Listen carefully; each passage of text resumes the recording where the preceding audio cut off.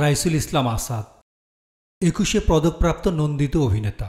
৫২-র ১৫ই জুলাই রাজধানীর পুরানা পল্টনে জন্মগ্রহণ করেন তিনি। তার পুরো নাম আসাদুজ্জামান মোহাম্মদ রাইসুল ইসলাম। ১৯৭১ সালে দেশমাতৃকার স্বাধীনতা ছিনিয়ে আনতে যখন ডাক পড়ল, তখন মুক্তিকামী বীর সেনানীদের সাথে রাইসুল ইসলাম আসাদও যোগ দেন মুক্তিযুদ্ধে।